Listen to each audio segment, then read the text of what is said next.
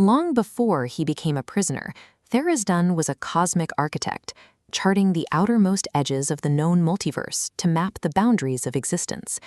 Pushing past the astral sea, with deities like Pelor and Ion, he reached the living gate, a barrier holding back the raw, corruptive secrets of the far realm for its dissolution.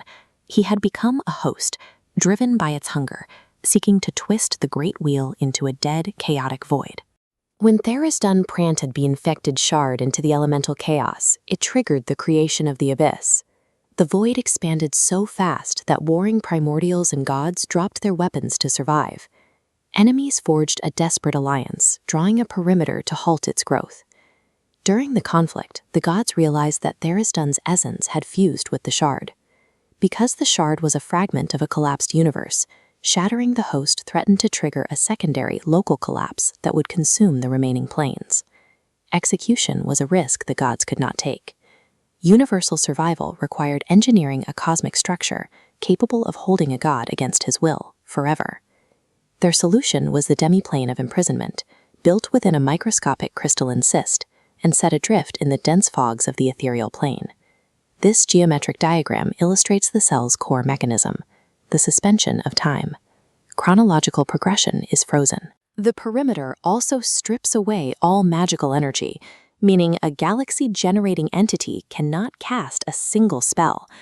Finally, zero gravity and crushing pressure make physical movement impossible. With no light, no sound, and no passage of time, the prisoner is held in total sensory isolation. He has nothing to perceive, and therefore nothing to react against. These extreme physical parameters ensure the disease remains paralyzed in the dark. It is a containment protocol designed to freeze a threat that cannot be safely destroyed. These bindings are the concentrated laws of reality forced into a physical state. Each architectural link carries the gravitational weight of entire solar systems. This immense strain presses against Tharizdun's essence, burying his power under unimaginable friction. Outside the cell, the allied gods must constantly channel their own energy to keep these bindings pulled to a near-breaking tension. Maintaining that tension requires the gods to suppress normal physics in the surrounding space. If the universe's natural laws were allowed to reassert themselves, the chains would shatter under their own weight.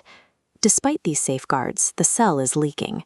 A 500-foot etheric fallout zone has formed around the crystalline cyst. Travelers near the perimeter report passing through hallucinatory dreamscapes dominated by giant purple eyes and shifting, veined whirlpools, the psychological leakage of a powerful mind. This static filters down into the material planes, reaching vulnerable minds who interpret the ambient madness as a deity they call the Elder Elementali. The mortals who form cults in his name are victims of proximity, their sanity overridden by the transmissions echoing out of the void. The active manifestation of these cults provides concrete evidence that the demiplane shielding is degrading. Eons have passed since the Pantheon locked the cyst away.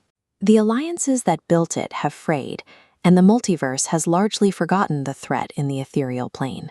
As this diagram demonstrates, time wears down divine architecture. The demiplane's mathematical perfection has begun to warp. Tharizdun's entropic nature is highly corrosive, overriding the physics meant to paralyze him as microscopic fractures spread across his cell.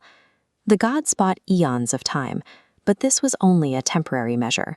Tharizdun remains patient, watching as the mathematics of his prison unravels.